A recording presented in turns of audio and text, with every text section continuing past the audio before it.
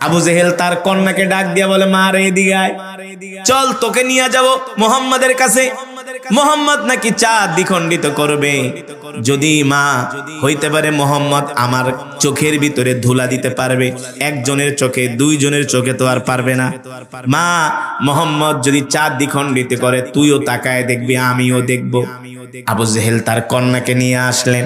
আল্লাহ নবী বললেন, চাচা সত্যি করে বলেন কালেমা পড়ে মুসলমান হবেন কিনা?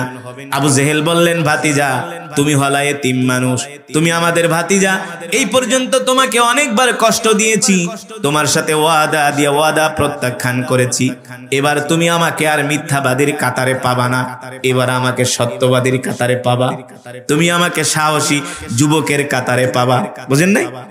মিষ্টি দুষ্ট মানুষের কথা কেনা, দুষ্ট মানুষের মিষ্টি কথা, ঠিক কিনা বলেন? বলে ভাতিজা এবার আর তুমি আমাকে মিথ্যাবাদীর কাতারে পাবা না, সাহসী যুবকের কাতারে পাবা। আসলে হয়তো বুড়া, আমি সাহসী যুবকের মতো ভূমিকা পালন করব, এবার আমি কালেমা পড়ে মুসলমান হবেই হব।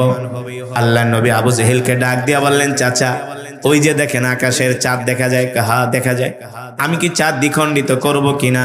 বলে হা, যদি করতে পারো আমি কালেমা পড়ে মুসলমান হব। আল্লাহ নবী বলে, চাচা আপনার কথা বিশ্বাস করি না, এই কারণে তো তোমার চাচাতো বোনের সাথে নিয়ে আসছি, তোমার চাচাতো বোন সাক্ষী। মা তুই সাক্ষী থাকিস? ঠিক আছে ভাতিজা তুমি চিন্তা করো না, চাঁদ দ্বিখণ্ডিত করো।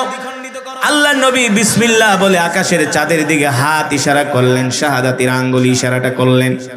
আল্লাহ তাআলা কোরআনুল কারীমের আয়াত নাজিল করে দিলেন, ইকতারাবাতিস সাআতু ওয়ানশাক্কাল কমার। আল্লাহ তাআলা আয়াত নাজিল করে দিলেন, সাথে সাথে আকাশের চাঁদ দ্বিখণ্ডিত হয়ে জমিনে পড়ে গেল। এক টুকরা পড়েছে মরুভূমিতে, আর এক টুকরা পড়েছে জাবালে আবু কুবাইসের উপরে, দুই টুকরা দুই দিকে পড়ে গেল।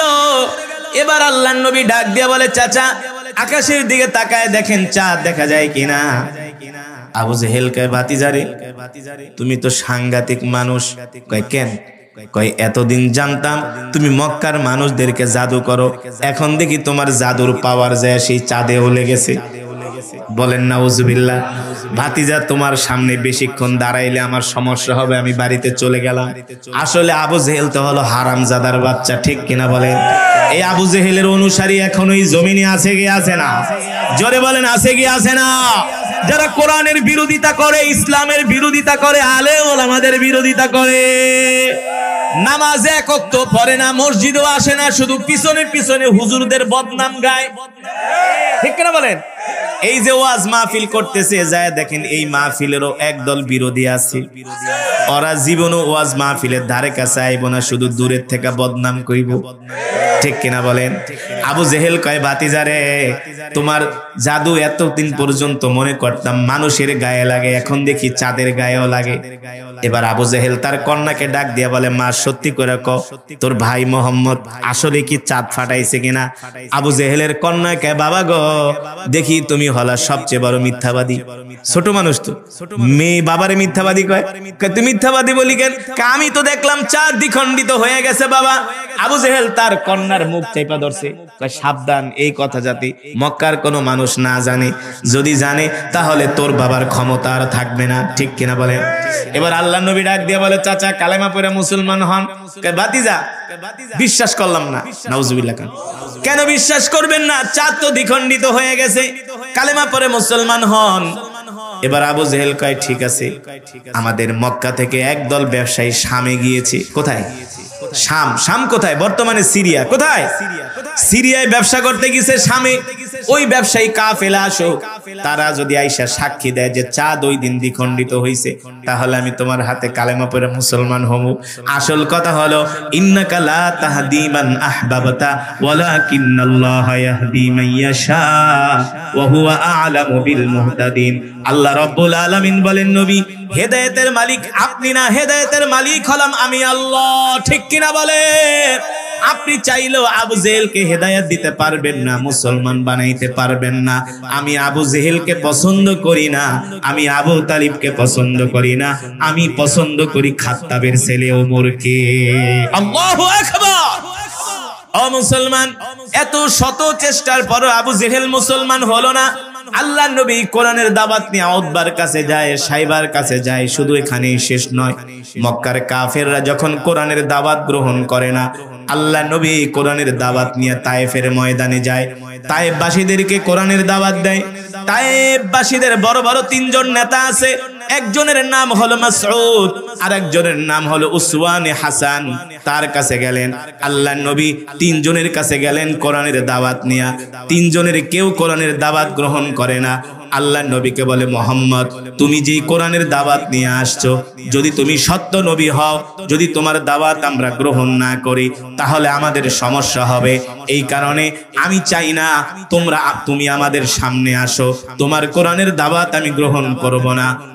তায়েফের আরেকজন নেতা বলে, মোহাম্মদ মক্কার জমিনে এত ধনী মানুষ থাকতে তোমার মতো গরিব মানুষকে কেন আল্লাহ নবী বানাইছে? বলেন নাউজুবিল্লাহ, আরো জোরে বলেন নাউজুবিল্লাহ।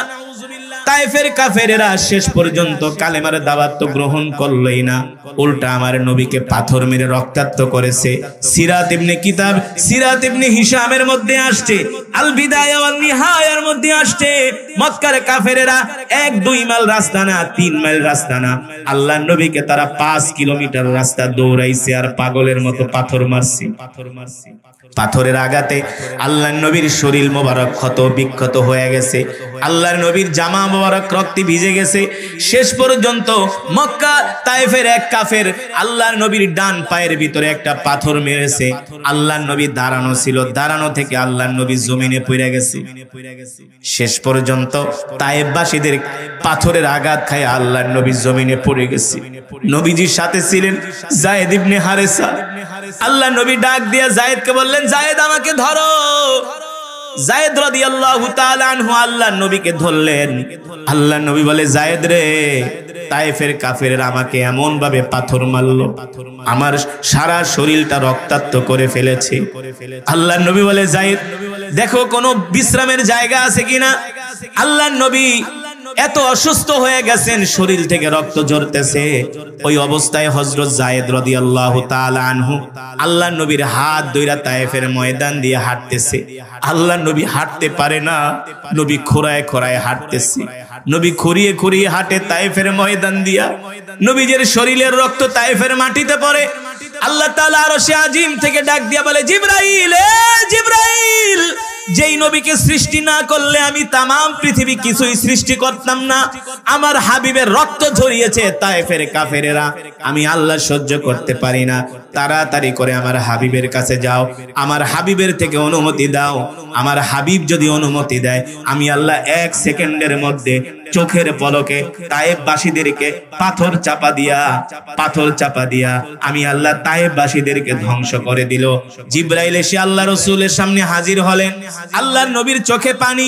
আল্লাহ তাআলার হাবিবকে জিবরাইল ডাক দিয়ে বলে, নবী আপনার চোখের পানি, আপনার শরীরের রক্ত আল্লাহ তাআলা সহ্য করতে পারছেন না, আপনি শুধু অনুমতি দেন, এই তায়েফে যত কাফের আছে সবগুলোকে আল্লাহ তাআলা পাথর দিয়া চাপা দিয়া ধ্বংস করে দিবে। আল্লাহ রাসূল আকাশের দিকে হাত উঠায়া দোয়া করলেন, আল্লাহুম্মা হদি কওমি ফাইন্নাহুম লা ইয়ালামুন, আল্লাহুম্মা হদি কওমি ফাইন্নাহুম লা ইয়ালামুন। মাবুদ গো, আমার তায়েফবাসীদেরকে আপনি ধ্বংস করবেন না, আপনি তাদেরকে হেদায়েত দেন। তারা কালেমা পড়ে মুসলমান হয় নাই, তাদের প্রজন্ম কালেমা পড়ে মুসলমান হবে, ঠিক কিনা বলে। এবার হযরত যায়েদ আল্লাহ রাসূলের হাত ধরে একটা আঙ্গুরের বাগানের পাশে নিয়ে আল্লাহ রাসূলকে বসালেন।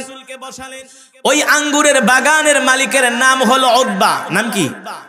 ওই উতবা হলো মক্কার অধিবাসী। তায়েফে তার একটা আঙ্গুরের বাগান আছে। আল্লাহ নবী যায় সেই আঙ্গুরের বাগানে বিশ্রাম নিচ্ছে। আল্লাহ নবী 3 দিন পর্যন্ত কিছু খায় না। উতবা তাকায় দেখে আল্লাহ নবীকে পাথর মেরে মক্কার তায়েফের কাফেরেরা রক্তাক্ত করে ফেলেছে। শত হলেও উতবা হলো আল্লাহ নবীর আত্মীয়, মক্কার মানুষ। উতবার মায়া লেগে গেছে, মনে মনে ভাবে, হায় রে, মুহাম্মদের মতো এত ভালো মানুষ মক্কার জমিনে একজনও নাই। এই মানুষটাকে তায়েফের কাফেরেরা মানুষেরা এইভাবে পাথর মারলো। উতবার মায়া লেগে গেল আল্লাহর নবীর প্রতি। উতবা তার গোলামকে ডাক দিল, এই গোলাম মালি, এদিকে আয়। ওই যে যুবক বসে আছে রক্তাক্ত অবস্থায়, যা যুবকের জন্য এক পেয়ালা আঙ্গুর নিয়ে যা, যুবককে যে আঙ্গুর দে, এই যুবককে আমি চিনি, এই যুবক হলো মক্কার সবচেয়ে ভালো মানুষ। আল্লাহু আকবার। এবার উতবার গোলাম মালি এক পেয়ালা আঙ্গুর নিয়ে আল্লাহর নবীর সামনে আসলেন। আল্লাহর নবী 3 দিন পর্যন্ত কিছু খান না। আঙ্গুরের পেয়ালাটা হাতে নিয়া আল্লাহর নবী একটা আঙ্গুর মুখে দিয়া বিসমিল্লাহ পড়লেন। বিসমিল্লাহ পড়ার পরে উতবার গোলাম মালি বলে, আনচা, আপনি কি মিন আইনা জিতা, কোথা থেকে এসেছেন? বলে জিতু মিনাল মক্কা, আপনি মক্কা থেকে আসছেন, আপনার নাম কি? বলে আমার নাম হলো মুহাম্মদ ইবনে আব্দুল্লাহ। আল্লাহর নবী ডাক দিয়া বলে, এ তোমার নাম কি? বলে আমার নাম হলো মালি। তুমি এখানে কি করো? বলে আমি উতবার আঙ্গুরের বাগানে চাকরি করি, তার গোলাম। আল্লাহ নবীকে উতবা, উতবারে তো আমি চিনি, সে তো আমাদের মক্কার মানুষ। কাহা ঠিকই বলেছেন, এটা হলো উতবার আঙ্গুরের বাগান। আল্লাহ নবী বলে, উতবা তো আমার দুশমন, উতবা তো আমাকে পছন্দ করে না, সে আমার জন্য আঙ্গুর পাঠাইলো। এবার উতবার গোলাম বলে, আপনি জানেন না উতবা আপনার বিরোধিতা করতে পারে, উতবা আপনাকে দেখতে না পারে, কিন্তু মনে মনে উতবা আপনাকে ভালোবাসে, আপনার প্রশংসা করেছে আমার কাছে। আল্লাহু আকবার। এই জন্য আপনার কাছে আঙ্গুর পাঠাইছে, আপনি আঙ্গুর খান। আল্লাহর নবী বিসমিল্লাহ বলে আঙ্গুর মুখে দিল। এবার উতবার গোলাম মালি বলে, সত্যি করে বলেন আপনার নাম কি? বলে আমার নাম হলো মুহাম্মদ ইবনে আব্দুল্লাহ। আল্লাহর পয়গম্বর বলে, তোমার নাম? বলে আমার নাম মালি। তোমার বাড়ি কোথায়? আমার বাড়ি হলো নিনাওয়া শহরে। আল্লাহর নবী ডাক দিয়া বলে, এ তোমার বাড়ি যদি নিনাওয়া শহরে হয়, সেই শহরে আমার একজন ভাই আছে। বলে আপনার ভাইয়ের নাম কি? বলে আমার ভাইয়ের নাম হলো ইউনুস বাত্তা আলাইহিস সালাম। আল্লাহর নবীকে উতবার গোলাম মালি বলে, আপনি ইউনুস বাত্তাকে কিভাবে চিনেন? সে তো নবী। সুবহানাল্লাহ বলেন। আল্লাহ নবী বলে, কেন চিনব না? সেও নবী, আমিও নবী। এই কথা শোনার পরে উতবার গোলাম মালি আল্লাহ নবীর হাত ধরে নবীর হাতে একটা চুমু দিছে। চুমু দিয়া বলে, তাহলে আপনি কি সেই আখিরি জামানার পয়গম্বর? সুবহানাল্লাহ বলেন। আপনি কি সেই আখিরি নবী, যেই নবীর কথা আল্লাহ কোরআনে বলেছেন, মা কানা মুহাম্মাদুন আবা আহাদিম মির রিজালিকুম ওয়ালাকির রাসূলুল্লাহি ওয়া খাতামান নাবিয়্যিন। আল্লাহ তাআলা কোরআনুল কারীমের মধ্যে বলেন, নবী আপনি হলেন শেষ নবী, আপনার পরে আর কোন নবীর আগমন এই পৃথিবীতে হবে না। ঠিক কিনা বলেন? এবার উতবার গোলাম মালি বলে, আপনার হাতটা আমার কাছে দেন। আল্লাহর নবীর হাতে চুমু দিয়া বলে, আপনি আর দেরি করবেন না, আপনি এখনই আমাকে কালেমা পড়ায় মুসলমান বানায় দেন। দূর থেকে সাইবা উতবা দেখতেছে তার গোলাম আল্লাহর নবীর সাথে কথা বলে। গোলামকে ডাক দিছে, তাআলাও ইয়া মালি, এদিকে আয়। ওই যুবকের সাথে কি কথা বলস? আরে যুবককে তুই চিনোস নাকি? এই যুবক হলো একটা জাদুকর। উতবার গোলাম মালিক, আপনি না একটু আগে তার প্রশংসা করলেন, এখন জাদুকর কইতেছেন, নিশ্চয়ই কোনো কি আছে, কারণ আছে। এবার উতবার গোলাম মালিক, শোনেন, আসল জায়গায় হাত দিয়া ফেলাইছি। একটু আগে আপনি তার প্রশংসা করলেন, বললেন তার মতো ভালো মানুষ মক্কায় নাই। এখন আমি একটু তার সাথে গল্প করতেছি, আপনি বলেন সে হলো জাদুকর। আসলে সে জাদুকর নয়, মিথ্যাবাদী নয়, সে হলো নবী। কয় তুই জানোস কিভাবে? কে আমি তার নাম তাওরাত কিতাবের মধ্যে শুনেছি। আল্লাহু আকবার। আমি ইহুদিদের মুখে শুনেছি শেষ জামানায় একজন নবীর আবির্ভাব হবে, যার নাম হবে মুহাম্মদ ইবনে আব্দুল্লাহ। সে কালেমার দাওয়াত দেওয়ার জন্য তায়েফে আসবে, আর আমিও তায়েফে আপনার বাগানে চাকরি করতেছি এই নবীকে পাওয়ার জন্য। এখন এই নবীকে পায়া গেছি, আমি আর আপনার বাগানে চাকরি করব না, আমি তার হাতে হাত রেখে কালেমা পড়ে মুসলমান হয়ে গিয়েছি। উতবার গোলাম মালি কালেমা পড়ে মুসলমান হয়ে গেল। আল্লাহু আকবার। আল্লাহর নবী এবার তায়েফ থেকে আবার মক্কায় গেল। মক্কার কাফেরদেরকে দিনের দাওয়াত দেয়। মক্কার কাফেররা আল্লাহর নবীর উপরে এত অত্যাচার করে, এত নির্যাতন করে, জুলুম করে, নির্যাতনের মাত্রা এমন বাড়িয়ে দিয়েছে মক্কার কাফেররা। আল্লাহর নবী রাস্তা দিয়া হাঁটে, মক্কার কাফেররা আল্লাহর নবীর হাঁটার পথে কাঁটা বিছিয়ে রাখে। আল্লাহর নবী নামাজ পড়তে যায়, মক্কার কাফেররা আল্লাহর নবীর গায়ে ঢিল ছুঁড়ে। নাউজুবিল্লাহ বলেন। আল্লাহর নবী সিজদায় যায়, আবু জেহেল উটের পচা নারী ভুঁড়ি এনে আল্লাহর নবীর পিঠের উপরে চাপায় দেয়। এমন অত্যাচার, নির্যাতন, জুলুম করতেছে মক্কার কাফেররা। আল্লাহর নবী ডাক দিয়া, আল্লাহ তাআলা আল্লাহর নবীকে ডাক দিয়া বলে, হাবিব আপনি আর মক্কায় থাকবেন না, এখন মক্কায় থাকা আপনার জন্য নিরাপদ না, এবার আপনি মক্কা থেকে হিজরত করে মদিনায় চলে যান। আল্লাহু আকবার। আল্লাহ তাআলার এই পয়গাম শুনে আল্লাহর নবী কষ্ট পাইলেন, কারণ মক্কা হলো বাবার দেশ, মক্কা হলো মায়ের দেশ, মক্কা হলো তার জন্মভূমি। কেউ তার জন্মভূমি ছেড়ে যেতে চায় না, ঠিক কিনা বলেন? এই বাংলাদেশে 20 লক্ষ রোহিঙ্গা আছে, রাখাইনের মুসলমান আছে।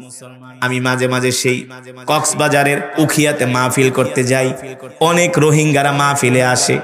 রোহিঙ্গাদেরকে জিজ্ঞেস করি, ভাই দেশ ছাইরা চলে আসছেন কারণ কি?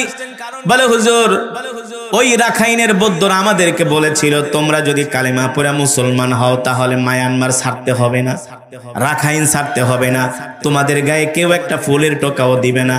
হুজুর, আমরা শুধু ইসলাম ধর্মের উপরে প্রতিষ্ঠিত থাকার কারণে আমরা মুসলমান ধর্ম যদি ত্যাগ করি ওরা আমাদেরকে কিছুই বলবে না, শুধু ইসলাম ধর্মের উপরে থাকার কারণে ওরা আমাদের উপর অত্যাচার করে।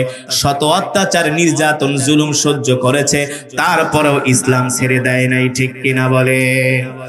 আল্লাহর নবীকে আল্লাহ তাআলা নির্দেশ দিলেন, হাবিব এবার আপনি মক্কা ছাড়েন।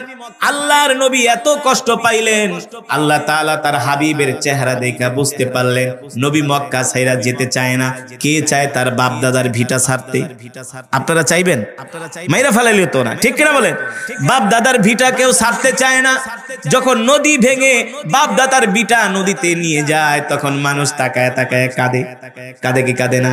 কারণ বাপ দাদার ভিটার জন্য সবার একটা মায়া আছে, ভালোবাসা আছে, এটা ভাষায় প্রকাশ করা সম্ভব? আল্লাহ তাআলা ডাক দিয়া বলে, হাবিব আমি বুঝতেছি আপনার মক্কা ছেড়ে মদিনায় যেতে ভালো লাগে না। এই মক্কা হলো আপনার বাবার দেশ, মায়ের দেশ। ইদা জাআ নাসরুল্লাহি ওয়াল ফাত ওয়ারাআইতান নাসা ইয়াদখুলুনা ফি দীনিল্লাহি আফওয়াজা। নবী গো, আপনি একটু কষ্ট করেন, একটু কষ্ট করেন, দেখবেন আর কিছুদিন পরে আমি মক্কার কাফেররা দলে দলে আপনার হাতে হাত রেখে কালেমা পড়ে মুসলমান হয়ে যাবে। আল্লাহু আকবার। এখন আপনি মক্কায় যাচ্ছেন হিজরত করে, আর কিছুদিন পরে আমি আল্লাহ আপনাকে মক্কার বাদশা বানায় আপনাকে মক্কায় ফিরায় আনবো। সুবহানাল্লাহ।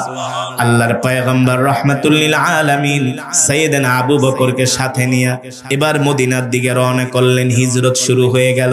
হিজরতের সাথী হলেন সাইয়েদনা আবু বকর।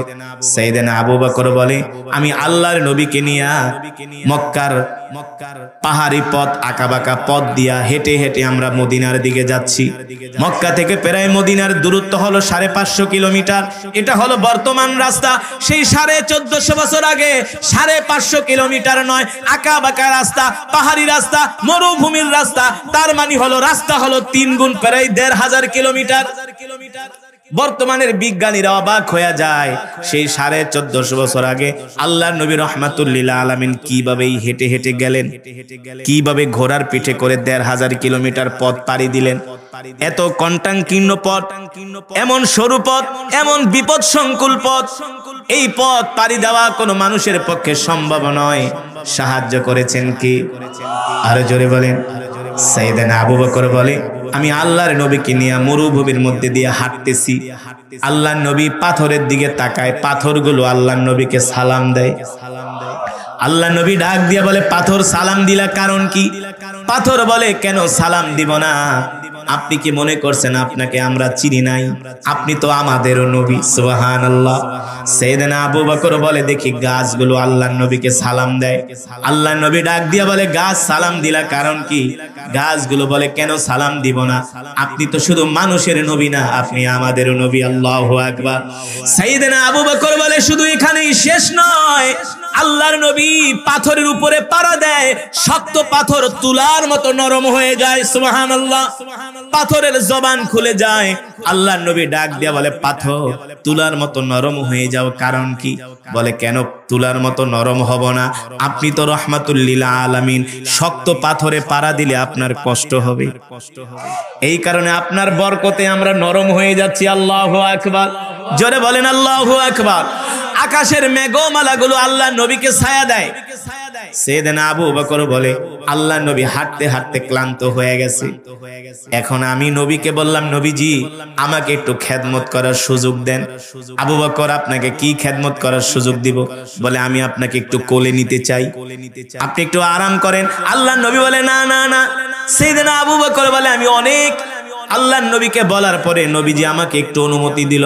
আল্লাহর নবী আমার কোলে ওঠার পরে আমি পাথরে পাড়া দেই, পাথরগুলো নরম হয়ে যায়। কিন্তু আবার একটু পরে আল্লাহর নবীকে কোল থেকে নামাই দিই, এখন আর পাথর নরম হয় না, আগের মতো শক্ত। আমার আর বুঝতে বাকি রইল না, আমি তো নবী না, নবী তো হলেন তিনি, ঠিক কিনা বলেন? তার পায়ের বরকতে, তার কারণে মরুভূমির পাথরগুলো নরম হয়ে যায়। আল্লাহু আকবার। সাইয়েদনা আবু বকর বলে, আমরা যে খাবার দাবার নিয়েছিলাম সব খাবার দাবার গুলো শেষ হয়ে গেছে, এখন আর খাবার মতো কোনো পানিও নাই, খাবারও নাই।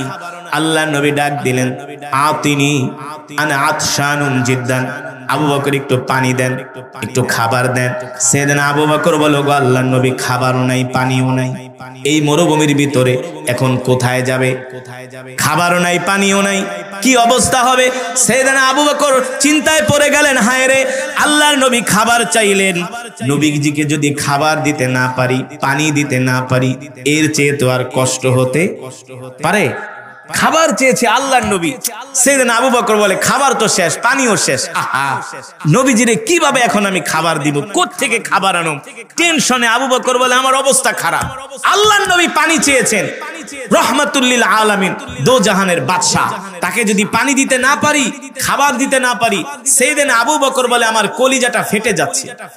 এবার সাইয়েদনা আবু বকর কষ্ট পাইতেছেন, খাবার নাই, পানি নাই, কিছুই নাই।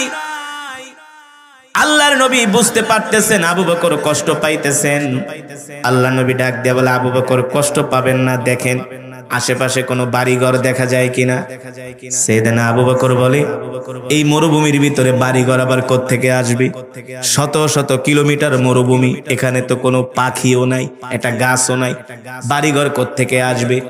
দেখেন আল্লাহর নবীর জবানের কি বরকত, সুবহানাল্লাহ বলেন। ও মুসলমান, আমরা যে কোন নবীর উম্মত আমরা নিজেরাও বুঝি না, বুঝতেও চাই না। সাইয়েদনা আবু বকর বলে, আল্লাহি রাব্বিল কাবা, রবের কাবার কসম খায়া বলি, আল্লাহর নবীর জবান দিয়া শুধু এই কথা বের হয়েছে, আবু বকর দেখেন তো কোনো বাড়িঘর দেখা যায় কিনা। আল্লাহর নবী বলার সাথে সাথে আমি মরুভূমির দিকে তাকাইলাম, দেখি মরুভূমির মধ্যে একটা বাড়ি দেখা যায়, অথচ এখানে কোনো বাড়িঘর থাকার কোনো সম্ভাবনাই নাই। আমি আল্লাহর নবীকে ডাক দিলাম, ওগো নবীজি, ওই যে একটা মরুভূমির মধ্যে বাড়ি দেখা যায়, আমার কাছে মনে হলো বাড়িটা অনেক দূর। আল্লাহর নবী আমার হাতে হাত রাখার সাথে সাথে আমার মনে হলো চোখের পলকে বাড়ির সামনে চলে আসছি। আল্লাহর নবী বলে, আবু বকর চলেন, ওই বাড়িতে যে আমরা মেহমানদারি গ্রহণ করব, তাদের থেকে আমরা কিছু খাবার দাবার চাইবো, পানি চাইবো, আমরা ওদের বাড়িতে কিছুক্ষণের জন্য মেহমান হব, যখন সূর্যের আলো কমবে তখন আমরা আবার যাত্রা শুরু করব। আল্লাহর নবীকে সহ আবু বকর ওই ঘরের সামনে গেলেন, দেখলেন ছোট্ট একটা ঘর, ভাঙ্গা একটা কুঠুরি, বাড়িতে কোনো মানুষজন দেখা যায় না, ঘরের দরজা লাগানো ভিতর থেকে। আল্লাহর নবী ডাক দিলেন, যান আবু বকর ঘরের দরজায় নক করেন। সাইয়েদনা আবু বকর ঘরের দরজায় যায় নক করলেন, ইফতাহিল বাব, দরজা খোলো, কে আছো? একবার ডাক দিলেন, কোনো আওয়াজ নাই। দ্বিতীয়বার ডাক দিলেন, কোনো সারা শব্দ নাই। তৃতীয়বার সাইয়েদনা আবু বকর ডাক দিলেন, ইফতাহিল বাব, কে আছো ঘরে, দরজা খোলো, কোনো সারা শব্দ নাই। চতুর্থবারের সময় ঘর থেকে একটা আওয়াজ আসতেছে, মিন আইনা জিতা, কোত্থেকে আসছো তোমরা? জিতু মিনাল মক্কা, আমরা মক্কা থেকে আসছি। মক্কা থেকে আসছো? জিনা মিনাল মক্কা ইলাল মদিনা, আমরা মক্কা থেকে আসছি মদিনায় যাব। তোমরা যে আমার বাড়িতে আসছো, তোমরা কি জানো নাকি এই বাড়িতে কোনো পুরুষ মানুষ নাই? আবু বকর বলে, আমরা জানবো কিভাবে, আমরা তো মুসাফির, মেহমান, তোমার ঘরে আসছি। বলে, কেন আসছো? বলে, তোমার বাড়িতে কোনো খাবার দাবার আছে কিনা? আমরা দুইজন মেহমান আছি, থাকলে কিছু খাবার দাও।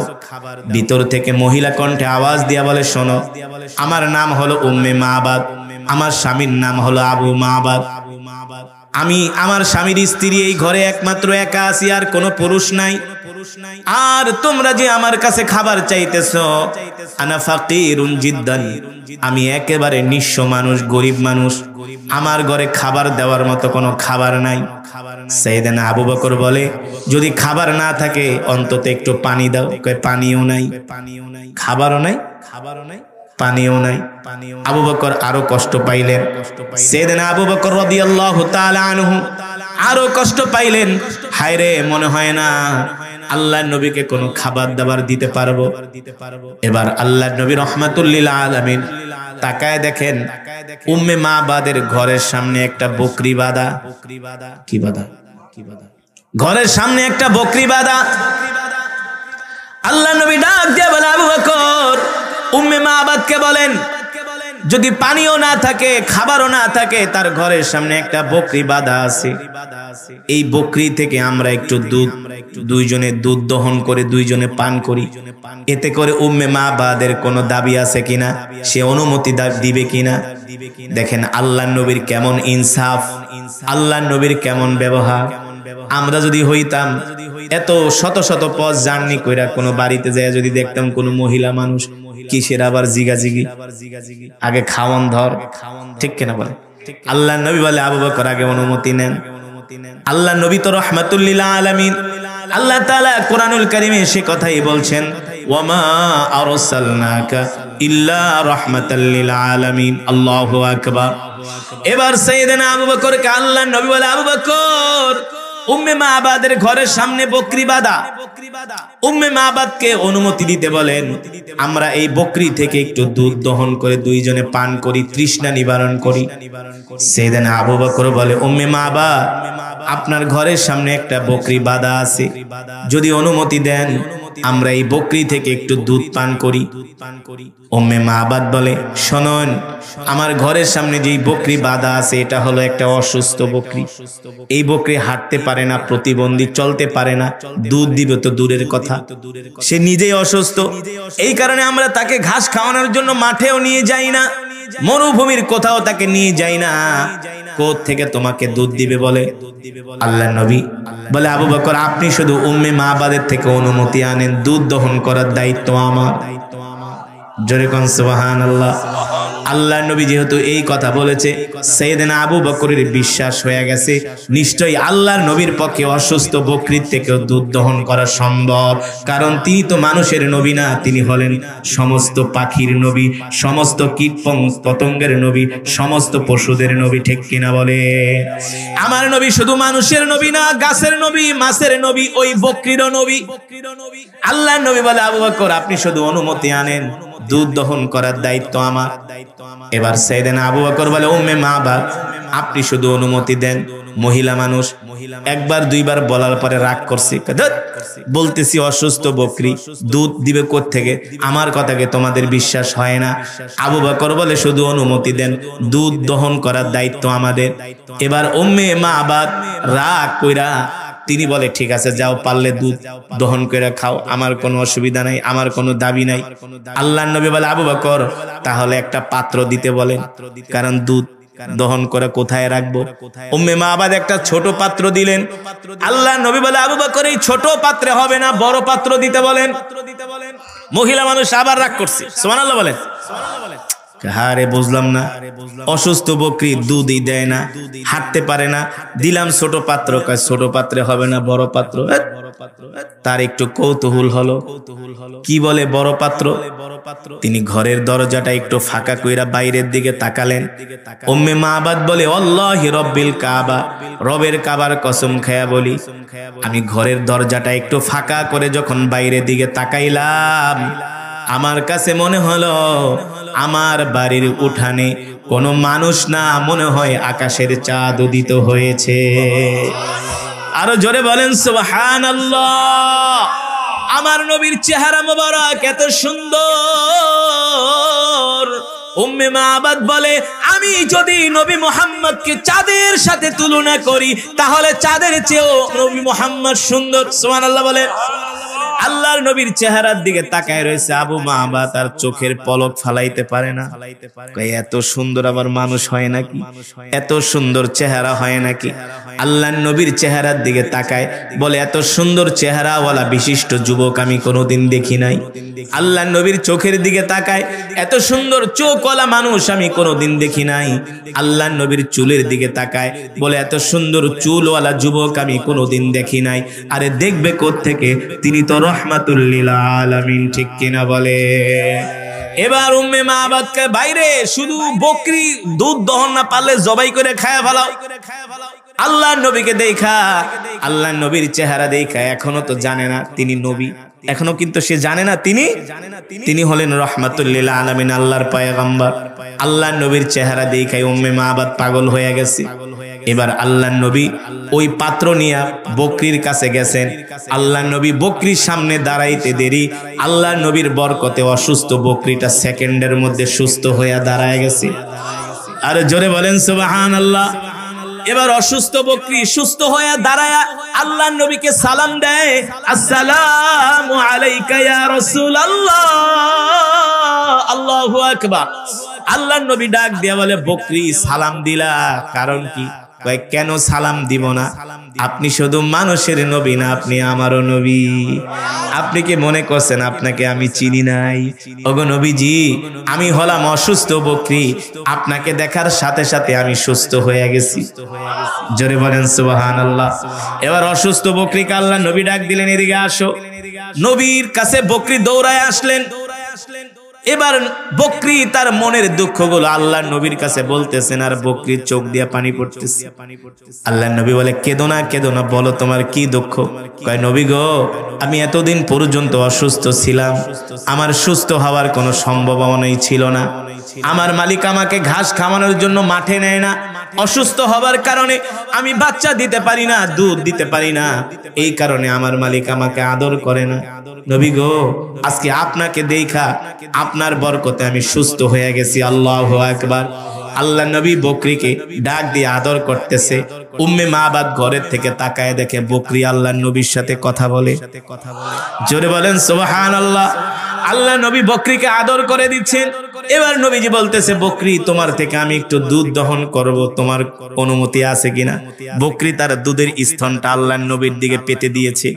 আল্লাহর নবী বিসমিল্লাহ বলে ওই বকরির দুধের স্তনে হাত দিছে, সাথে সাথে স্তনটা দুধে ভরপুর হয়ে গেছে। এবার বকরি ডাক দিয়া বলে, নবী গো, ওগো আল্লাহর নবী, তাড়াতাড়ি করে দুধ দহন করেন, আমি আর দুধের ভার সইতে পারি না। জোরে বলেন সুবহানাল্লাহ। ওগো নবীজি, এবার দুধ তাড়াতাড়ি দহন করেন, আমি আর দুধের ভার সইতে পারি না। আল্লাহর নবী রহমাতুল লিল আলামিন এবার নিজে দুধ দহন করতেছে। দুধ বের করতে করতে বড় পাত্রটা ভরে গেছে। উম্মে মাবাদ ঘরের থেকে তাকায় তাকায় দেখে, হায় রে, এমন আশ্চর্যজনক ঘটনা তো জীবনও কোনোদিন দেখে নাই।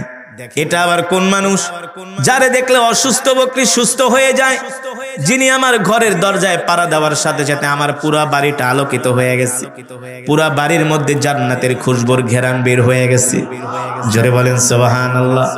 এত সুন্দর চেহারার যুবক, যার দিকে তাকায়া থাকলে শুধু তাকায়া থাকতেই মন চায়। আল্লাহু আকবার। কেন তাকায়া থাকতে মন চাইবে না? আল্লাহ তাআলা এই পৃথিবীর জমিনে যত মানুষ পাঠাইছে, সবচেয়ে সুন্দর করে আল্লাহ আমার নবীকে বানিয়েছেন, ঠিক কিনা বলে? এই পৃথিবীর যত সৌন্দর্য, সব সৌন্দর্য আল্লাহ আমার নবীকে দান করেছে। আল্লাহু আকবার। আল্লাহর নবী ডাক দিয়া বলে, উম্মত ও সাহাবীরা শোনো, এই পৃথিবীর সবচেয়ে সুন্দর হলাম আমি। আমার ভাই ইউসুফ হলো সাদা সুন্দর, আর আমি হলাম লাল সুন্দর। পয়গম্বর ইউসুফকে যখন জুলাইখা দেখলেন, কি দেখলেন? জুলাইখা। পয়গম্বর ইউসুফের প্রেমে পাগল হয়ে গেছে। ইউসুফের চেহারা দেখা, পয়গম্বর ইউসুফ আলাইহিস সালামের চেহারা দেখে জুলাইখা পাগল হয়ে গেছে। জুলাইখার বান্ধবীরা পত্র লিখে, এ জুলাইখা, সাধারণ একজন গোলামের প্রেমে পাগল হলি, তুই একটা বাদশার স্ত্রী হইয়া আমাদের তো আর মান সম্মান রইল না। জুলাইখা ছিলেন বুদ্ধিমতী, তিনি তার বান্ধবীদেরকে রাজপ্রাসাদে ডাকলেন, ডাইকা বললেন, শোনো, এতদিন পর্যন্ত তোমরা আমার নামে বদনাম করেছো, তোমরা আমাকে দূর থেকে ভৎসনা দিয়েছো।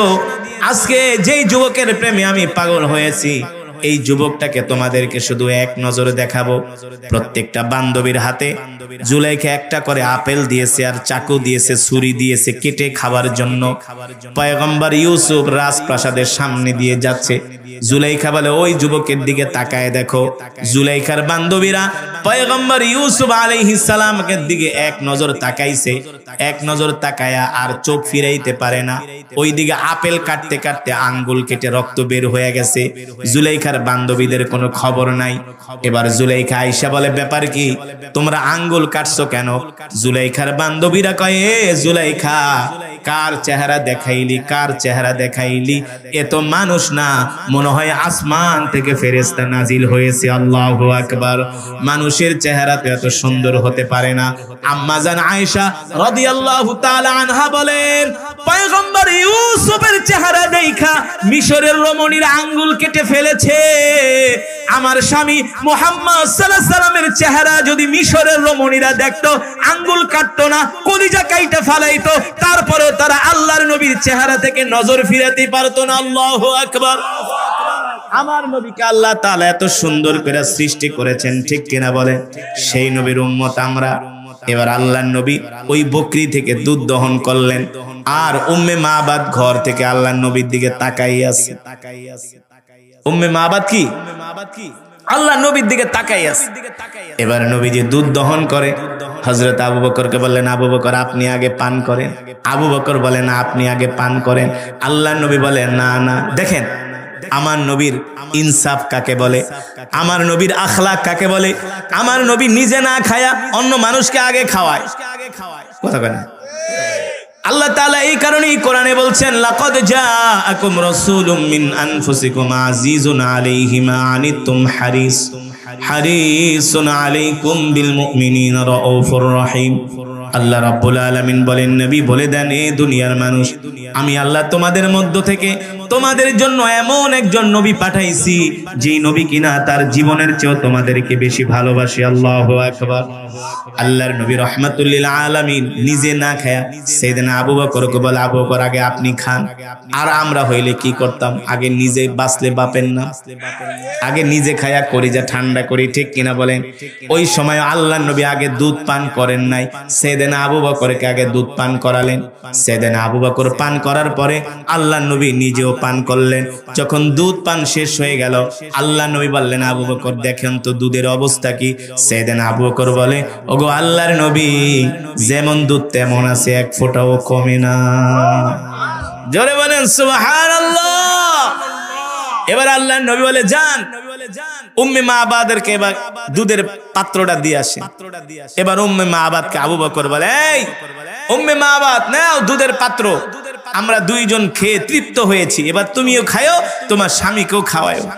উম্মে মাবাদ কা, হায় রে, এই মেহমান বাড়িতে আসার পরে আমি না কত রাগ করেছিলাম প্রথম। আরে বুঝি নাই এমন বরকতের মেহমান। এবার যখন একটু সূর্যের আলো কমেছে, ঠান্ডা হয়েছে আবহাওয়া, এবার আল্লাহর নবী বলেন, চলেন আবু বকর আমরা আবার মদিনার দিকে রওনা দেই।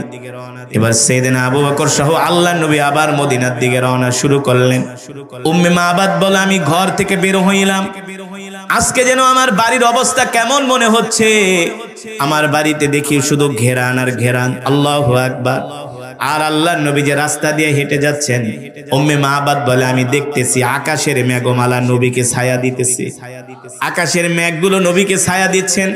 উম্মে মাবাদ বলে, বরকতের মেহমান, যেও না যেও না যেও না, তোমাদের মতো এমন বরকতি মেহমান আমি আজ পর্যন্ত দেখি নাই। আল্লাহু আকবার। তোমরা আমার বাড়িতে এসে আমার বাড়িটাকে ধন্য করেছো। যখন বিকাল হয়ে গেল, উম্মে মাবাদের স্বামী আবু মাবাদ বকরি চড়ায়া এবার তিনি মরুভূমি থেকে বাড়িতে আসছে।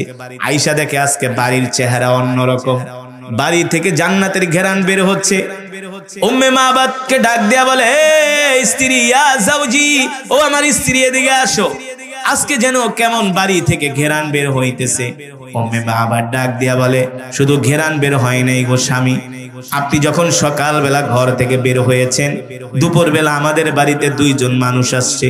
স্বামী গো, একজনের চেহারা এত সুন্দর, যার চেহারার দিকে নজর করলে আর চোখ ফিরাইতে পারি না। আল্লাহু আকবার। দেখেন তাকে দেখে এই বকরিটা সুস্থ হয়ে গেছে। আবু মাবাদ দেখে আসলে সুস্থ হয়ে গেছে, শুধু সুস্থ হয় নাই, এর থেকে দুধ দহন করে এক বালতি দুধ আমাদেরকে দিয়ে গেছে ওই মেহমান। আল্লাহু আকবার। আবু মাবাদ ডাক দিয়ে বলে, এই স্ত্রী সত্যি করে বলো ওই মেহমান কোন দিকে গেছে?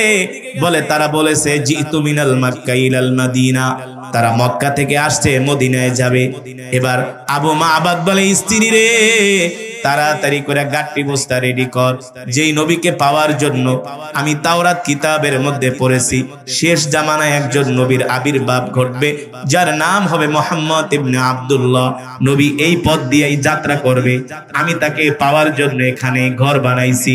ওরে স্ত্রী, যেই নবীকে পাওয়ার জন্য এত কষ্ট করেছি সেই নবীকে দেখতে পারলাম না, এখন আর মরুভূমির মধ্যে থাকবো না, সেই নবীকে পাওয়ার জন্য আমরা এখন এই মদিনায় চলে যাব। আল্লাহু আকবার। জোরে বলেন আল্লাহু আকবার। আবু মাবাদ বলে, ঘর ঠর ভাঙ, গাট্টি বস্তা যা আছে সব লয়ে এখন মদিনায় যাব। মদিনায় যে সেই নবীর হাতে হাত রেখে কালেমা পড়ে মুসলমান হব। আল্লাহু আকবার। মুসলমান সেই নবীর উম্মত আমরা, যেই নবীর জন্য কুল কায়নাত পাগল, যেই নবীর জন্য সারা পৃথিবী পাগল, যেই নবীর জন্য সমস্ত পয়গম্বররা পাগল, যেই নবীর জন্য সমস্ত ফেরেশতারা পাগল, আমরা সেই নবীর উম্মত। খুশি নাকি বেজার? জোরে বলেন খুশি নাকি বেজার? যদি আমরা খুশি হই তাহলে সেই নবীর সুন্নত আমাদেরকে মানতে হবে। রাজি আছেন? সেই নবীর কি করতে হবে? সুন্নত গুলো মানতে হবে। আল্লাহর নবী সে কথাই বলছেন, মান আহাব্বা সুন্নতি ফাকাদ আহাব্বানি ওয়া মান আহাব্বানি কানা মাই ফিল জান্নাহ। আল্লাহর নবী বলে, উম্মত তোমরা যদি আমার সুন্নত গুলো মানো, আমি নবী তোমাদেরকে সাথে করে আল্লাহর জান্নাতে প্রবেশ করব। আল্লাহু আকবার। নবীর সুন্নত কি? আফসুস সালাম, আমরা এক মুসলমান আর এক মুসলমানকে সালাম দিব। ওয়া আতইমুত তাআম, আমরা ক্ষুধার্তদেরকে খাওয়াবো। লিনুল কালাম, আমরা এক মুসলমান আর এক মুসলমানের সাথে নরম ভাষায় কথা বলবো। মুসলমানের সাথে ঝগড়া করব না, কোনো প্রতিবেশীর সাথে ঝগড়া করব না, ভাই ভাইয়ের সাথে ঝগড়া করব না, এক বাড়ির মানুষ আরেক বাড়ির মানুষের সাথে ঝগড়া করব না, এক দলের মানুষ আরেক দলের সাথে মারামারি করব না। ঠিক কিনা বলেন? আমরা এক মুসলমান আর এক মুসলমানের সাথে নরম ভাষায় কথা বলবো, আমরা ক্ষুধার্তদেরকে খাওয়াবো, আর দেখলে আগে আগে সালাম দিব। আল্লাহর নবী রাহমাতুল লিল আলামিন আবু জেহেলকে ডাকলেন, এ আবু জেহেল, ইয়া আম্মি, চাচা আবু জেহেল, আপনি আমার কাছে প্রমাণ চান আমি আল্লাহর নবী কিনা? আপনি সত্য করে বলেন, যদি আমি প্রমাণ দিতে পারি আমি আল্লাহর নবী, তাহলে কি আপনি কালেমা পড়ে মুসলমান হবেন কিনা? আবু জেহেল বললেন, ভাতিজা, জীবনে আমি তোমার সাথে অনেকবার মিথ্যা কথা বলেছি, আমি তোমাকে বারংবার ধোঁকা দিয়েছি, এবার আমি আর তোমাকে ধোঁকা দিব না। আমি আবু জেহেল, আমি আমার বাপ দাদার কসম খায়া বললাম, আমি লাত মানাতের কসম খেয়ে বললাম, আমি আবু জেহেল তোমাকে আর ধোঁকা দিব না। তুমি যদি আমার এই প্রমাণটা দেখাতে পারো, তাহলে আমি নিঃসন্দেহে তোমার হাতে হাত রেখে কালেমা পড়ে মুসলমান হব। আল্লাহর নবী বলে, চাচা, আপনি যদি প্রমাণ পেতে চান, আগামীকাল সন্ধ্যার সময় আপনি আমার সাথে আইসা দেখা করবেন, আমি আকাশের চাঁদটাকে দ্বিখণ্ডিত করব। এবার তো আবু জেহেল টেনশনে পড়ে গেলেন, এই পর্যন্ত মোহাম্মদ যে নবী, যতবার প্রমাণ চেয়েছি ততবার মোহাম্মদ আমাকে প্রমাণ দিয়েছে, কিন্তু আমি মোহাম্মদের হাতে হাত রেখে কালেমা পড়ে মুসলমান হই নাই। কিন্তু আজকে মোহাম্মদ বলতেছে সে আকাশের চাঁদকে দ্বিখণ্ডিত করবে। আকাশের চাঁদ দ্বিখণ্ডিত করা পৃথিবীর কোন মানুষের পক্ষে সম্ভব নয়। কথা বলে না? সম্ভব নাকি? এমনকি আল্লাহর নবীর পক্ষেও আকাশের চাঁদ দ্বিখণ্ডিত করা সম্ভব? সম্ভব। আল্লাহর নবীর পক্ষে কি আকাশের চাঁদ দ্বিখণ্ডিত করা সম্ভব? সম্ভব। কার পক্ষে? আরো জোরে বলুন, কার পক্ষে? আরো ইমানি আওয়াজ দিয়ে বলুন, কার পক্ষে? যিনি আকাশের মালিক, যিনি চন্দ্রের মালিক, যিনি সূর্যের মালিক, তার পক্ষে সম্ভব। ঠিক কিনা বলেন? কোরআনুল কারীমের মধ্যে আল্লাহ তাআলা আয়াত নাজিল করে দিয়েছে, ও জিবরাইল যাও যাও। কোরআনুল কারীমের 27 পারায় আল্লাহ তাআলা চাঁদের নামে একটা সূরা নাজিল করছে। সেই সূরার নাম হলো সূরাতুল কমার। সুবহানাল্লাহ বলেন। ইকতারাবাতিস সাআতু ওয়ানশাক্কাল কমার। সুবহানাল্লাহ বলেন। আল্লাহ তাআলা জিবরাইলকে পাঠিয়ে দিয়েছে, জিবরাইল, ও জিবরাইল যাও। আমার হাবিবকে বিভ্রান্ত করার জন্য আবু জেহেল বলতেছে আমার হাবিব যেন চাঁদ দ্বিখণ্ডিত করতে পারে কিনা, এটা আবু জেহেল প্রমাণ চায়। এ জিবরাইল, আমি আল্লাহ যদি না চাই আমার হাবিব চাঁদ দ্বিখণ্ডিত করতে পারবে না, ঠিক কিনা বলেন? কিন্তু আবু জেহেল, আমার হাবিব লজ্জিত হবে, আমার হাবিব মক্কার কাফেরের সামনে অপমানিত হবে, এটা হতে পারে না। আমার বন্ধুর সম্মান মানে আমার সম্মান, ঠিক কিনা বলে? আমার হাবিবকে যে জানায় দেন, নবী আপনি কোনো চিন্তা করবেন না, আকাশের চাঁদ শুধু আল্লাহ তাআলা দ্বিখণ্ডিতই করবেন না, আল্লাহ তাআলা ওই চাঁদের নামে একটা সূরা নাজিল করে দিয়েছে। সুবহানাল্লাহ বলেন। আপনি আগামীকাল সন্ধ্যার সময় আকাশের চাঁদের দিকে তাকায়া শাহাদাতের আঙ্গুলিটা ইশারা করবেন, সাথে সাথে চাঁদ দুই টুকরা হয়ে জমিনে পড়ে যাবে। এবার আবু জেহেল, সন্ধ্যা হয়ে গেছে, আসে না আল্লাহর নবীর কাছে। আল্লাহর নবী খবর পাঠাইছে, যাও আবু জেহেলকে ডাক দিয়া নিয়ে আসো, আজকে আমি চাঁদ দ্বিখণ্ডিত করব। শব্দ তেলাওয়াত করি, 20,000 শব্দকে 10 দিয়া গুণ দেন, কয় হয়? 2 লক্ষ। শুধু এখানেই শেষ নয়, এই মাহফিলে, এই মজমায় যারা উপস্থিত হয়েছেন, এক একজন এক এক খতম করে কোরআনুল কারীমের সওয়াব পেয়েছেন। কোন সন্দেহ আছে? তিরমিজির বর্ণনায় আসছে, আল্লাহ রাসূল বলেন, কেউ যদি সাহাবী আবু সাঈদ আল খুদরি রাদিয়াল্লাহু তাআলা আনহু থেকে হাদিসটি বর্ণিত, আল্লাহর নবী বলেন, কেউ যদি কোরআনুল কারীমের সূরাতুল ইখলাস 3 বার তেলাওয়াত করে, আল্লাহ তাআলা তার আমল নামায়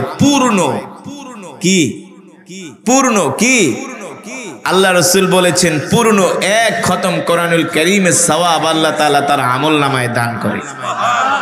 তাহলে এই মাহফিলে এসে আপনারা কি ঠকেছেন? জোরে বলেন, জিতছেন কিনা? বর্তমানে 1 খতম কোরআন পড়াইতে গেলে কত ঝামেলা না? 10 জন ইমাম সাহেব দাওয়াত দিতে হয়, কত কিছু করতে হয়, হয় কি হয় না? তো আজকের মাহফিলে কষ্ট করে এসেছেন, 1 খতম করে করে কোরআনুল কারীমের সওয়াব পেয়েছেন। আল্লাহু আকবার। আল্লাহ তাআলা এই সওয়াব আমাদের মা বাবার কবরে পৌঁছে দিন, আমাদের দাদা দাদির কবরে পৌঁছে দিন, বলি আমিন। আপনারাই বলুন, যে মজমার মধ্যে এতগুলো খতমে কোরআনের সওয়াব হয়, ওই মজমায় দোয়া করলে আল্লাহ তাআলা সেই দোয়া ফিরায় দিতে পারে? আপনাদের দিল কি বলে? আমার দিল বলে আল্লাহ সেই দোয়া ফিরায় দিতে পারে না। আর আমি তো মুসাফির। হাদিস শরীফে এসেছে, আল্লাহ রাসূল বলছেন, বুলেটের গুলি মিস যেতে পারে, মুসাফিরের দোয়া মিস যায় না। তো আমি আপনাদেরকে নিয়ে বয়ানের শেষে শেষ মোনাজাত দিব ইনশাআল্লাহ। শেষ মোনাজাত দিয়ে আমরা বাড়িতে যাব। ওয়াদা করছেন না? উঠাউঠি করবেন না তো? যদি উঠাউঠি করেন তাহলে বয়ান বন্ধ করে দিব, কোনো উঠাউঠি করা যাবে না। আমরা ইনশাআল্লাহ মোনাজাত দিয়ে বাড়িতে যাব। আল্লাহ তাআলা আমাদের তৌফিক দান করুন, এই মজমাকে আল্লাহ তাআলা কবুল করুন। আলহামদুলিল্লাহ, আলহামদুলিল্লাহি নাহমাদুহু ওয়া নাস্তাঈনুহু ওয়া নাস্তাগফিরুহু ওয়া নু'মিনু বিহি ওয়া নাতাওয়াক্কালু আলাইহি ওয়া নাউযু বিল্লাহি মিন শুরুরি আনফুসিনা ওয়া মিন সাইয়্যাতি আমালিনা। من يهده الله فلا مضل له ومن يضلله فلا هادي له ونشهد أن لا إله إلا الله وحده لا شريك له ونشهد أن سيدنا ومولانا محمدا عبده ورسوله الذي أرسله بالحق بشيرا ونذيرا وداعيا إلى الله بإذنه وسراجا منيرا. أما بعد، فأعوذ بالله من الشيطان الرجيم. بسم الله الرحمن الرحيم. قل إن كنتم تحبون الله فاتبعوني يحببكم الله ويغفر لكم ذنوبكم والله غفور رحيم. وقال تعالى: وما أرسلناك إلا رحمة للعالمين. وقال رسول الله صلى الله تعالى عليه وسلم: ওয়াল্লাহি লা ইউমিনু আহাদুকুম হাত্তা আকুনা আহাব্বা ইলাইহি মিন ওয়ালিদিহি ওয়া ওয়ালাদিহি ওয়ান নাসি আজমাইন আও কামা ক্বালা আন-নাবিয়্যু আলাইহিস সালাতু ওয়াস সালাম ফাকাদ ক্বালা আল্লাহু তাবারাকা ওয়া তাআলা في شان حبيبه ومحبوبه مخبرا وآمرا إن الله وملائكته يصلون على النبي يا أيها الذين آمنوا صلوا عليه وسلموا تسليما محبت نمازের درود إبراهيم পড়ি আওয়াজ করে اللهم صل على محمد وعلى آل محمد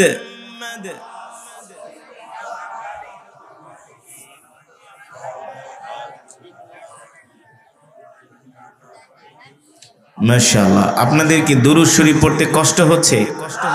দুরুদের ফজিলত কি জানেন? যদি জানতেন যে দুরুদের কি ফজিলত তাহলে সারা দিন শুধু দুরুদই পড়তেন। আসলে অনেক মানুষ জানে না দুরুদ পড়ার সওয়াব কি। যে যেই জিনিসের মূল্য বোঝে সেই জিনিসের জন্য সে বেশি কষ্ট করে, ঠিক কিনা বলেন?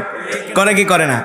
এই যে আমি বললাম 3 বার সূরা ইখলাস পড়লে 1 খতম কোরআনুল কারীমের সওয়াব পাইবেন। এখন সামনে থেকে অনেকেই পড়বে। তো দুরুদ এমন একটি ইবাদত, আল্লাহর নবী বলে উম্মত তুমি যদি আমার প্রতি একবার দুরুদ পড়ো আল্লাহ তাআলা সাথে সাথে তোমার 10টা গুনাহ maaf করে দিবেন। মান সাল্লা আলাইয়া ওয়াহিদান সাল্লাল্লাহু আলাইহি ওয়াসাল্লাম 10। সুবহানাল্লাহ বলেন। আল্লাহর নবী বলে উম্মত তুমি যদি আমার উপরে একবার দুরুদ পড়ো আল্লাহ তাআলা তোমার উপরে 10 বার রহমত নাজিল করবে। শুধু এখানেই শেষ নয়, আল্লাহর নবী বলে উম্মত তুমি যদি আমার নামে দুরুদ পড়ো জান্নাতে যাওয়ার জন্য আল্লাহ তাআলা তোমার পথ 10 কদম আগায় দিবেন। দুরুদের এত ফজিলত। আচ্ছা বলেন এই পৃথিবীর মালিক কে? আল্লাহ তাআলার কোনো ইবাদত করার দরকার আছে? আছে? কোনো প্রয়োজন আছে? আমরাই তো তার ইবাদত করি। আর তার ইবাদত করার জন্য আল্লাহ তাআলা অগণিত ফেরেশতা আল্লাহ তাআলা বানিয়ে রেখেছেন। ওয়া ইম মিন শাইইন ইল্লা ইউসাব্বিহু বিহামদিহি ওয়ালাকিন লা তাফকাহুনা তাসবিহাহুম ইন্নাহু কানা হালিমান গফুরা। আল্লাহ তাআলা বলে নবী দুনিয়ার মানুষদেরকে বলে দেন দুনিয়ার মানুষ যদি আমার তাসবিহ না পাঠ করে এতে করে আমার আল্লাহর কিছু যাবে আসবে না, ঠিক কিনা বলে? এতে করে আমার রাজত্বের কোনো জায়গা দিয়া কমে যাবে না, কারণ আমি আমার তাসবিহ পাঠ করার জন্য ফেরেশতা বানিয়েছি। আমি আল্লাহ অগণিত কীট পতঙ্গ সৃষ্টি করেছি মানুষ বাদে যারা 24 আওয়ার্স জিকির করে। কার? আরে জোরে বলেন কার? 24 আওয়ার্স আল্লাহ তাআলার জিকির করতেছে পশু পাখিগুলো, ফেরেশতারা, ঠিক কিনা বলেন? তো আমরা যদি আল্লাহ তাআলার জিকির না করি তাতে আল্লাহর কিছু কোনো দিক দিয়ে কোনো ক্ষতি হবে না, বরঞ্চ আমরা ক্ষতির মধ্যে পড়ব, ঠিক কিনা বলেন? তিনি তো আল্লাহ, তিনি তো এই পৃথিবীর একচ্ছত্র ক্ষমতার মালিক। তিনি তো এই পৃথিবীর রাজা বাদশাদেরকে ক্ষমতায় বসান আবার ক্ষমতা থেকে উঠান, ঠিক কিনা বলেন? মুসলমান সেই আল্লাহ নিজে বলছেন, সেই আল্লাহ তাআলা নিজে বলছেন। বলবো কি বলছেন? শোনেন ভালো করে। অনেকে দুরুদ পড়ার সময় আস্তে আস্তে পড়ে, দুরুদ পড়ার পরে দুরুদ পড়ার ভিতরে কোনো মহব্বত নাই। না, আপনাকে দুরুদ পড়তে হবে হৃদয়ের সবটুকুন ভালোবাসা দিয়ে। আপনি জানেন আপনি কার নামে দুরুদ পড়ছেন? যিনি হলেন ইমামুল আম্বিয়া, সাইয়্যিদুল মুরসালিন, খাতামুন নবিয়্যিন, যার পরে আর কোনো নবীর আগমন হবে না, ঠিক কিনা বলেন? যার উম্মত হওয়ার জন্য পয়গম্বররা পর্যন্ত আল্লাহ তাআলার কাছে দরখাস্ত করেছে। আপনি জানেন কোন নবীর নামে আপনি দুরুদ পড়ছেন? আল্লাহ রাসূল বলেন সে সবচেয়ে বখিল যে দুরুদ পড়ার সময় আমার নাম মহব্বতের সাথে পড়ে না, আর আমার নাম শুনলে দুরুদ পড়ে না, সে সবচেয়ে বড় কৃপণ। আল্লাহ নিজে বলছেন ইন্নাল্লাহা ওয়া মালাইকাতাহু ইউসাল্লুনা আলান নবী। নবী আপনার নামে দুরুদ শুধু ফেরেশতারা পড়ে না, আপনার উম্মত শুধু আপনার নামে দুরুদ পড়ে না, স্বয়ং আমি আল্লাহও আপনার নামে দুরুদ পড়ি। নবীজির নামে দুরুদ পড়েন কে? আল্লাহ তাআলা। তো আপনি আমি কেন এত আস্তে করে দুরূদ পড়ব? আল্লাহ তাআলা যেই কণ্ঠ দিয়েছেন, কণ্ঠের সব আওয়াজ দিয়ে, হৃদয় উজাড় করে, সবটুকুন ভালোবাসা দিয়ে মদিনাওয়ালার নামে দুরূদ পড়তে হবে। ঠিক কিনা বলেন? রাজি আছেন? দুরূদের আওয়াজ শুনে আশেপাশের মানুষগুলো বলবে এখানে কিছু রাসূলের আশিকেরা বসে আছে। আমরা কার আশিক? রাসূলের আশিক। ঠিক কিনা বলেন? যে নবীর জন্য আমরা যে কোনো সময় জীবন দিতে পারি, পারি কি পারি না? যেই নবীকে আমরা জীবনের চেয়ে ভালোবাসি। ঠিক কিনা বলেন? আসুন সেই নবীজির নামে আরেকবার দুরূদ পড়ি। আল্লাহুম্মা বারিক আলা মুহাম্মদ ওয়া আলা আলি মুহাম্মদ কামা বারাকতা আলা ইব্রাহিম।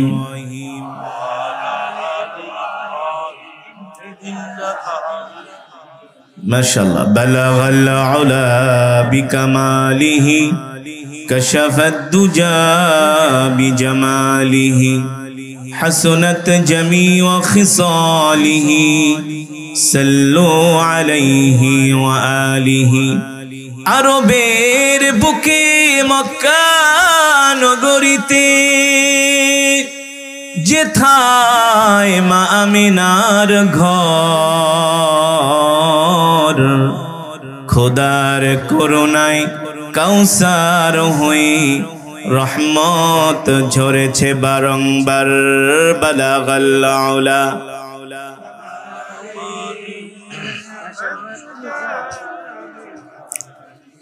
হাসনাত জামিউ খিসালিহি। আসুন আল্লাহর প্রেমে পাগল হয়ে মৃত্যুর কথা স্মরণ করে কিছুক্ষণ সময় আমরা আল্লাহ তাআলার জিকির করব। আমাদের জিকিরের আওয়াজ শুনে আশেপাশের মানুষগুলো বলবে এখানে কিছু আল্লাহর পাগলেরা বসে আছে। ঠিক কিনা বলেন? কার পাগল? আরো জোরে বলি মুসলমান, আমরা কার পাগল? আমরা দুনিয়ার পাগল হতে চাই না, সম্পদের পাগল হতে চাই না, নারীর পাগল হতে চাই না, বাড়ির পাগল হতে চাই না, ক্ষমতার পাগল হতে চাই না, আমরা আল্লাহ তাআলার পাগল হতে চাই। ঠিক কিনা বলো? আসুন সেই মাওলার প্রেমের জিকির করি। লা ইলাহা ইল্লাল্লাহ, লা ইলাহা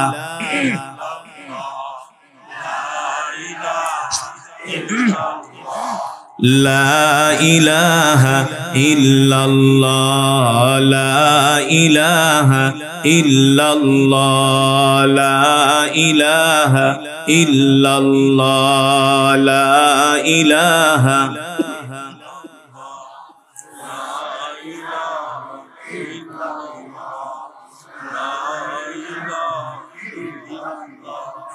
লা ইলাহা ইল্লাল্লাহ, লা ইলাহা।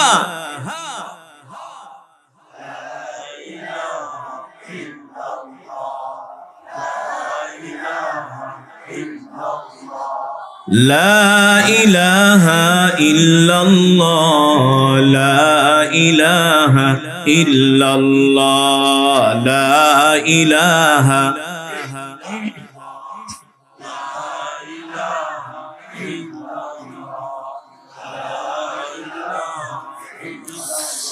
লা ইলাহা ইল্লাল্লাহ মুহাম্মাদুর রাসূলুল্লাহ। মুহাব্বতের সাথে পড়ি সাল্লাল্লাহু। আলহামদুলিল্লাহ, আল্লাহ তাআলার দরবারে লাখো কোটি শুকর। দক্ষিণ বিদ্যানন্দী তালিমুল কোরআন মাদ্রাসা যুব সমাজের উদ্যোগে আজকের এই তাফসীরুল কোরআন মাহফিল, উক্ত মাহফিলের মান্যবর শ্রদ্ধাভাজন সভাপতি, প্রধান অতিথি হযরত উলামায়ে কেরাম, তালাবায়ে আযম, আমার কলিজার টুকরা প্রিয় যুবক বন্ধুরা, বৃদ্ধ বাবারা, পর্দার অন্তরালে সম্মানিত মা ও বোনেরা, সেই মহান আল্লাহ সুবহানাহু ওয়া তাআলার দরবারে লাখো কোটি শুকর যে মহান আল্লাহ সুবহানাহু ওয়া তাআলা আল্লাহ রব্বুল ইজ্জত ওয়াল জালাল আজকে আমাদেরকে এই কোরআন ও হাদিসের মাজমা জান্নাতের বাগান, এটা কিসের বাগান? আল্লাহ রাসূল বলেছেন মাজালিসুল ইলমি রাওদাতুম মির রিয়াদিল জান্নাহ, যে মাজমার মধ্যে কোরআনের আলোচনা হয়, আল্লাহ তাআলার প্রশংসা হয়, রাসূলের শানে আলোচনা হয়, ওই মাজমা দুনিয়ার কোনো সাধারণ মাজমা থাকে না, আল্লাহ তাআলার জান্নাতের টুকরায় পরিণত হয়ে যায়। আর আল্লাহ রাসূল বলেন এই মজমার চতুর্পাশে আল্লাহ তাআলার অগণিত রহমতের ফেরেশতারা আমাদের জন্য মাগফিরাতের দোয়া করতেছে। ফেরেশতারা বলছেন আল্লাহুম্মা গফির ওয়ারহাম, আল্লাহুম্মা গফির ওয়ারহাম। আল্লাহ আপনার এই বান্দারা দূর দূরান্ত থেকে শীতের মধ্যে ঠান্ডার মধ্যে তারা হেঁটে হেঁটে কষ্ট করে এই কোরআনের মাজমায় আসছে। আল্লাহ আমরা ফেরেশতারা তাদের জন্য দোয়া করলাম আপনার কাছে, আল্লাহ আপনি তাদের জিন্দেগীর গুনাহগুলো মাফ করেন। সুতরাং এই মাজমায় যতক্ষণ বসে থাকবেন আল্লাহ তাআলার রহমতের ফেরেশতারা আমাদের জন্য দোয়া করতে থাকবে, ঠিক কিনা বলেন? আল্লাহ তাআলার বান্দারা, আমি যে কোরআন পড়েছি, আপনারা যদি আল্লাহ রাসূলের জীবনীগুলো পড়তেন তাহলে আপনারা বুঝতে পারতেন যে কোরআন আমি আপনাদের সামনে তেলাওয়াত করেছি, এই কোরআনের জন্য আল্লাহ রাসূল কত কষ্ট করেছে, ঠিক কিনা বলেন? এই কোরআন আল্লাহ তাআলা রাসূলের উপরে নাজিল করে বলছেন ইন্না আনজালনা ইলাইকা যিকরা লিতুবাইয়িনা লিন-নাস। ও নবী, আমি আপনার উপর যে কোরআন নাজিল করেছি, এই কোরআন আমি মানুষের জন্য, মানুষের উপকারের জন্য নাজিল করেছি। আপনি এই কোরআন নিয়ে ঘরে বসে থাকবেন না, এই কোরআন দিয়ে আপনি মক্কার মানুষদেরকে দাওয়াত দেন, এই কোরআনের দাওয়াত আপনি মক্কার মানুষের ঘরে ঘরে পৌঁছে দেন। মুসলমান, আল্লাহ রাসূল সাল্লাল্লাহু আলাইহি ওয়াসাল্লাম এই কোরআনের দাওয়াত নিয়ে বারবার আবু জেহেলের কাছে গিয়েছেন, আবু লাহাবের কাছে গিয়েছেন, উতবার কাছে গিয়েছেন, শাইবার কাছে গিয়েছেন, ওলীদ ইবনে মুগিরার কাছে গিয়েছেন, আবু সুফিয়ানের কাছে গিয়েছেন। আল্লাহ রাসূল যতবার কোরআনের দাওয়াত নিয়ে গিয়েছেন ততবার মক্কার কাফেররা এই কোরআনের দাওয়াত প্রত্যাখ্যান করেছে। শুধু প্রত্যাখ্যানই করে নাই, আল্লাহ রাসূল যখন কোরআন পড়তেন মক্কার কাফেররা এই কোরআনের তেলাওয়াতে বাধা দিত, ঠিক কিনা বলেন? আল্লাহ রাসূল আবু জেহেলের কাছে বারবার এই কোরআনের দাওয়াত নিয়ে গিয়েছেন। আবু জেহেল বলেছেন মুহাম্মদ, তুমি আমাকে যে কোরআনের দাওয়াত দিতে আসছো, তুমি বলতেছো তুমি সত্য নবী, যদি তুমি আমাকে কিছু প্রমাণ দেখাইতে পারো যে তুমি নবী, তাহলে আমি তোমার প্রতি ঈমান আনবো, আমি তোমাকে নবী বলে স্বীকার করব। আল্লাহ রাসূল বললেন চাচা আপনি কি প্রমাণ চান, সেই প্রমাণে আমি আপনার কাছে হাজির করব, আপনার সামনে উপস্থাপন করব। মক্কার কাফের আবু জেহেল ডাক দিয়া বলে ভাতিজা, ওই যে আকাশে চাঁদ দেখা যায়, যদি তুমি এই চাঁদটাকে দ্বিখণ্ডিত করতে পারো তাহলে আমি বুঝবো তুমি নবী মুহাম্মদ, তোমাকে আল্লাহ নবী বানায় পাঠাইছে, আমার কোনো সন্দেহ থাকবে না, আমি তোমার প্রতি ঈমান আনবো, তোমার রবের প্রতি ঈমান আনবো, আমি কালেমা পড়ে মুসলমান হব। কিন্তু এখন আমাদের সমাজ থেকে সালাম উঠে গেছে, সালাম দিতে চায় না। এখন একটু টাকা পয়সা হইলে সালাম দিলে সালামের উত্তর নেয় না, ঠিক না বলেন? কিছু টাকা পয়সা হইছে, সালাম দিবেন আসসালামু আলাইকুম, ঠিক কিনা বলেন? অথচ নবীজি বলেছেন সালাম দিলে হাসি মুখে বলে ওয়া আলাইকুমুস সালাম ওয়া রাহমাতুল্লাহি। তাহলে আজকের মাহফিল থেকে আমরা জীবনে যতদিন বাঁচবো আর কোনোদিন নবীর সুন্নত ছেড়ে দিব না। রাজি আছেন? নবীজির সুন্নতগুলো আমরা খুঁজে খুঁজে মানবো, প্রস্রাব করে ঢিলা কলম ব্যবহার করব, মিসওয়াক করব, রাস্তা দিয়ে হাঁটার সময় ডান দিক দিয়ে হাঁটবো, খাওয়ার সময় আমরা দস্তরখান বিছায়া ভাত খাবো। রাজি আছেন? আর কোন মুসলমানের মনে কষ্ট দিব না। জীবনে যতদিন বাঁচবো আমরা 5 ওয়াক্ত নামাজ জামাতের সাথে আদায় করব। কে কে রাজি আছেন হাত উঠে আল্লাহকে দেখান, বলেন আল্লাহ। হাত সোজা করেন, বলেন আল্লাহ। ওয়াদা করলাম জীবনে যতদিন বাঁচবো আর কোনোদিন নামাজ ছেড়ে দিব না। জোরে বলেন আর কোনোদিন নামাজ ছেড়ে দিব না। আল্লাহ আমাদের কবুল করেন। নামাজ পড়বেন তো ইনশাআল্লাহ? রাজি আছেন তো ইনশাআল্লাহ? তাহলে আজকের মাহফিলে এসে আপনারা খুশি নাকি বেজার? সত্যি খুশি? বয়ান শুনে খুশি হয়েছেন? এই মাহফিলটা আপনারা আগামী বছর আরো ভালো করে করবেন ইনশাআল্লাহ। যারা মাহফিল করেছে তাদেরকে সর্বাত্মক সহযোগিতা করবেন। এই মাহফিল, কোরআনের মাহফিল করে, এটা অনেক বড় একটা সওয়াবের কাজ, অনেক বড় বরকতের কাজ। এই যে আপনারা এতগুলো মানুষ আসছেন, কোরআনের কথা শুনলেন, আশেপাশে যত গোরস্থান আছে, কবরবাসীরা খুশি হয়েছে যে তাদের জন্য আমরা দোয়া করব, ঠিক কিনা বলেন? তারা আশায় আছে আমরা তাদের জন্য কি পাঠাবো। ডেক সেট বাজায়, ডেক সেট কিছু লোক তো বাজাবেই, ওদেরকে তো আল্লাহ হেদায়েত দেয় নাই, ঠিক কিনা বলেন?